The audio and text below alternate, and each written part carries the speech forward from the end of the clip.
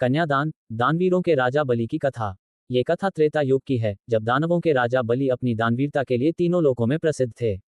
राजा बलि अत्यंत धार्मिक, सत्यवादी और दानी थे। राजा बलि ने अपनी शक्ति और दानशीलता के बल पर स्वर्ग तक अधिकार कर लिया था, जिससे देवता चिंतित हो गए। देवताओं की प्रार्थना पर भगवान विष्णु ने वामन, एक छोटे कद के ब्राह्मण, का रूप धारण किया और राजा बलि के पास पहुंचे।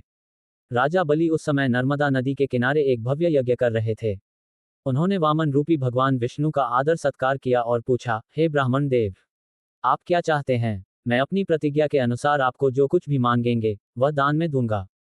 वामन ने मुस्कुराते हुए कहा, महाराज, मुझे अधिक कुछ नहीं चाहिए। मुझे बस 3 पग भूमि दान में दे दीजिए, जिससे मैं अपना यज्ञ संपन्न कर सकूं। राजा बलि के गुरु शुक्राचार्य, जो त्रिकालदर्शी थे, तुरंत समझ गए कि यह कोई साधारण बालक नहीं, बल्कि स्वयं भगवान विष्णु हैं। उन्होंने राजा बलि को तुरंत रोका और चेतावनी दी, राजन, यह कोई और नहीं, स्वयं भगवान विष्णु हैं। ये तुम्हें छलने आए हैं। तुम इन्हें दान का वचन मत दो। परंतु राजा बलि तो अपने वचन और दान धर्म के पक्के थे। उन्होंने गुरु शुक्राचार्य से नम्रतापूर्वक कहा, गुरुदेव, जिस व्यक्ति को साक्षात भगवान ही कुछ मांगने के लिए याचक बनकर आ रहे हों, उससे बड़ा सौभाग्य और क्या हो सकता है। यदि वह मुझे छल भी रहे हैं, तो मैं अपना वचन नहीं तोड़ूंगा। मेरी कीर्ति इसी में है कि मैं उनसे मुख न मोड़ूं।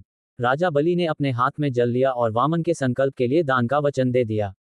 कन्यादान का महत्व। यहाँ ध्यान देने योग्य बात यह है कि भारतीय परंपरा में दान देने की प्रक्रिया को एक प्रकार के कन्यादान के समतुल्य माना जाता है, जहाँ दानकर्ता अपनी सबसे प्रिय वस्तु, इस मामले में भूमि और सर्वस्व, को दानग्राही के हाथों में सौंपता है और उस पर से अपना अधिकार हमेशा के लिए हटा लेता है। ये दान पूर्ण निस्वार्थ भाव से किया जाता है। वचन मिलते ही वामन रूपी भगवान विष्णु ने अपना विराट रूप धारण किया।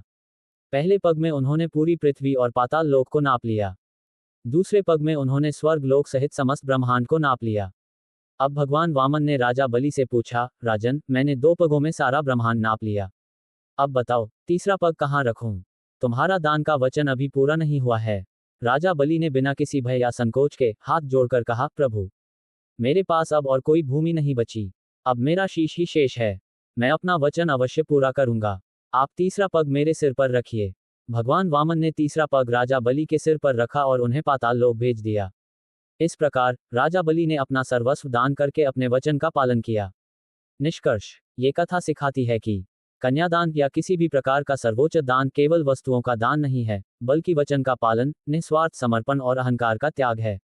राजा बलि ने सब कुछ खोकर भी दानवीरता और सत्यनिष्ठा का वह पुण्य कमाया कि भगवान विष्णु ने उन्हें परम पद प्रदान किया और स्वयं पाताल लोक में उनके द्वारपाल बनने का वचन दिया।